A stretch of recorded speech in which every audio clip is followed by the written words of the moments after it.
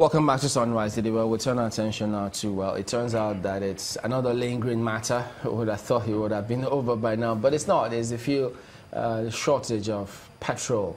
We've got Mr. Muda Yusuf, who is the Director General of Lagos Chamber of Commerce and Industry. He joins us in the studio today. Thank you for coming on this morning. Thank you very much. You know, I don't know anyone who's not tired of this. Every now and then, if it's on today, it's off tomorrow. All sorts of reasons have been given for this one now, even though we see in the dailies, Ipman say they don't have supply, NNPC say they've got, is it 250, it's 1,000 liters now supplied in town. But do you really understand all of this making the rounds? You see, there are fundamental issues. And if you have a model that is not sustainable, you have a policy that is not sustainable, you continue to have this kind of recalling crisis. The truth is that NNPC alone cannot handle this matter.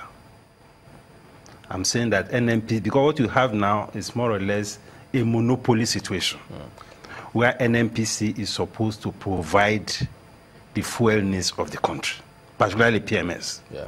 The private sector provides diesel, they provide LPF, they provide aviation fuel, kerosene, and but PMS is provided only by NNPC if I could because of the pricing policy. Okay, if I could jump in there, and I hope you don't lose your train of thought.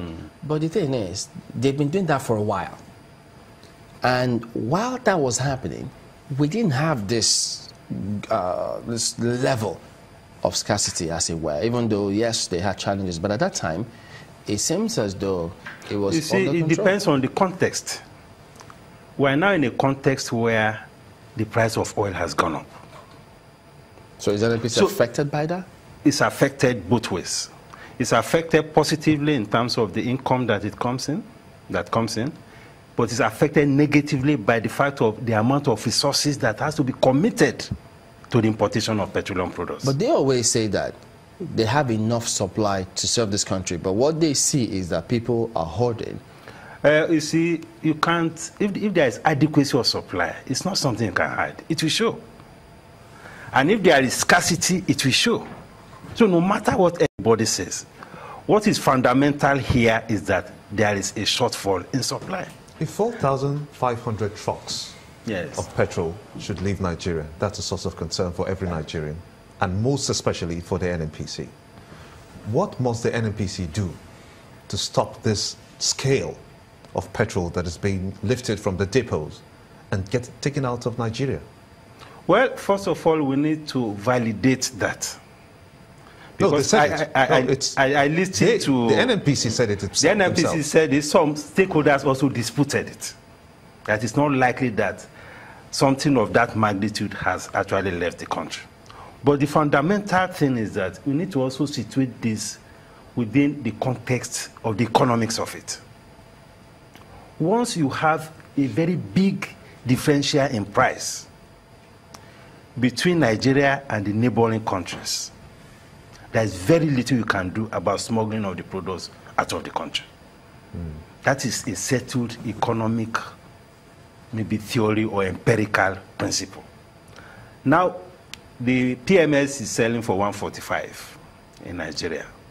It's selling for between 300 and 350 in the rest of West African countries. So there's a huge incentive to move these products across the border. Now and when you have a situation, because whether we like it or not, our institutions in this country are weak. But again, if I could jump in, but when you say it sells for 350 in different parts of African countries, but that depends on the economy there, because some of them, our currency could be stronger.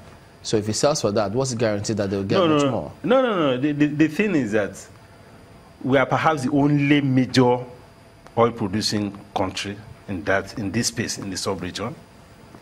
Then we are the one that is selling at the lowest price. Forget the fact that we are not refining, which is another tragedy on its own. That after being about 50 years as an oil-producing country, we don't have refineries that function. And worse still, we don't even have a private refinery. So the policy space has virtually killed investment in that space.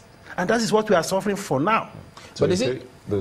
sorry, Chumli, you said you're implying that, let's go back a bit, that we're selling at 145 now. Yes. You say it's the lowest across the country. Yes. But Chimlin asked a question. Have you thought about the fact that our currency and their currency might not be at par? No, it's not a question of currency. What's it about? It's because most of them also import. And they import because as the oil price increases, as crude oil price increases, PMS price globally will increase.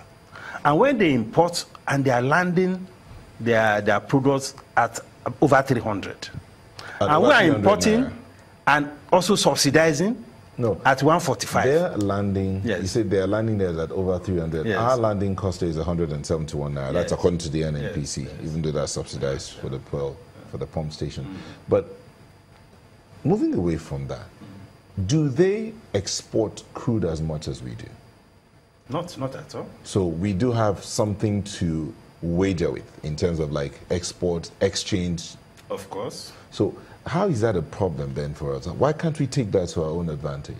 No, you see, the point I'm making is that if you have an issue with relativity of price, it's just like the problem we have with smuggling of rice and many other products.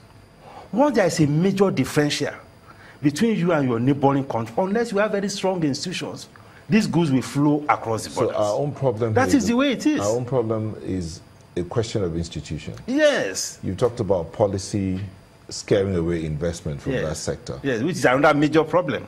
Let's look at the issue of policy and laws. Now that the National Assembly has somewhat like passed the PIGB, I mean the House of Representatives passed the GIB, which had been passed by the Senate. Do you think that will make any difference? No, PIGB is a governance component of the bill. Would it make any difference? It will not make any difference for now. Why? What will make the difference is if you have the component of the PIB first that incentivizes investment. Because the policy environment now is not friendly to both investors in the upstream, investors in the midstream, and investors in the downstream.